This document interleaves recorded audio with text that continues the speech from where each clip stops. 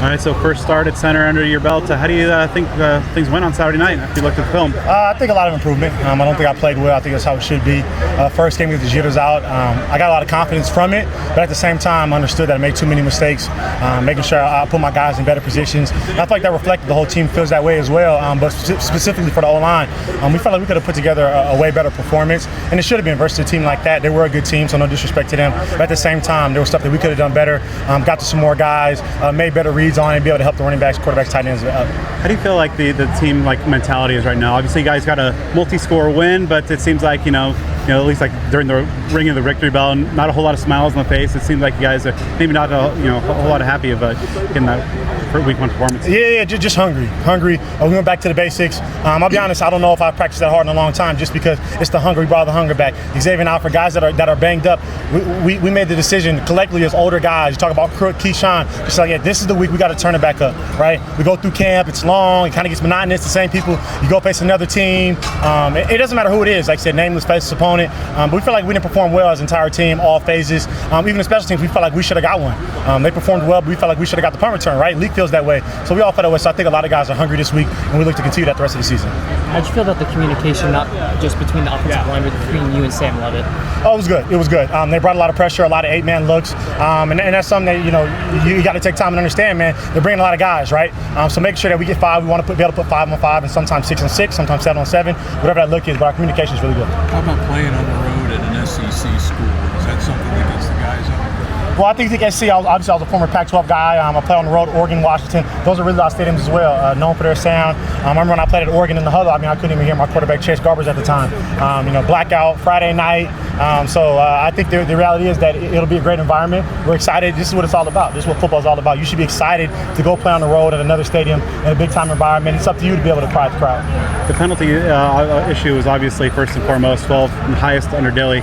What do you attribute some of that kind of an uncharacteristic number of penalties for you guys?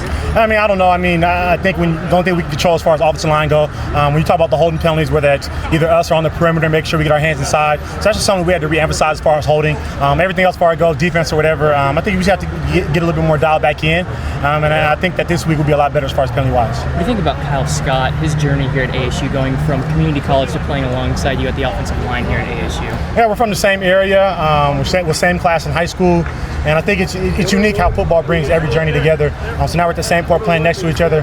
Cali boys, Inland Empire, so we rep it hard. So I'm super excited to play next to him. And I'm super excited that he's been able to persevere through everything that he's went through. We talk about starting football late. Max as well. We had a lot of arguments, last year, left side versus right side, which one was better. And we used to argue all the time. And I think that was the healthy competition that we had, because you had 2 guys that were still explosive, super strong, that hadn't played for a long time. You had 2 guys on the left side that had played for a long time. So being able to mix those guys up and play with both of them now, kind of play with both sides, I think it's unique, and he's done a great job.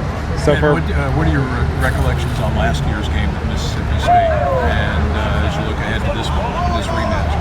Yeah, I'll be completely honest. I feel like I had a bad meal the night before. I feel like I didn't perform that well. We look back at some film, and I did some good stuff, but I feel like my pad level was too high. And we feel like that, in totality for the O-line. So we've been re-emphasizing that. Making sure our pad level is a lot lower, because although we rushed for that many, we kind of look back at it like, man, how do we rush for that many? Because we still felt like our pad level was really high. Yes, we were a hat on a hat, so we were a guy on a guy, but our pad level was really high. So I look forward to eating a little bit better this week, and then also make sure our pad level is lower. The guy like Sam Levitt, and what he can do with his legs, 2 long rushing scores on Saturday. What was it like just kind of blocking, knowing a guy that is in the pocket, maybe not, maybe he's running around out there? I think as an offensive lineman, you got to be smart. He's a mobile guy, right? So you got to know when to detach from a guy. But on that same token, I think it's our advantage, right? I know they did a little bit of QB spy last week with their quarterback. I'm sure they'll throw some QB spy this week, because he really has the ability to run. I think last year when they faced Sam Levitt, they didn't think he had the ability to run. And I think he showed it for the first time. Like, wait, can this quarterback run? Does he really have wheels? But I tell a quick story. One of their D tackles, I don't remember the number, but he was like, damn, how is he that fast? And I don't know if he's talking to me. I don't know who he's talking to, but I for sure heard him, and I'm like, man, that guy's fast. I think he's super underrated. And I think people still underrate his speed, so maybe this year they won't. A lot of new faces on that Bulldog defense this year. What are kind of the things that jump out to you guys early on and kind of looking at this 2025 version of the Mississippi State? Yeah, big, strong. I think the philosophy is still the same. Big, strong. You got some 2-gappers. And they have some active guys as well. They do a good job of mixing it up. They have number 2 playing star position. A lot of respect to him. He's a good player. He'll come in the box, and he's not scared. So anytime you have a player that really is not scared, he don't care if a guard's pulling. He don't care if he's going to the B gap. He don't care if he's coming to the C gap. When they run their solid looks, it doesn't matter. He's ready to come in and lay a hat down. So a lot of respect to them in their defense.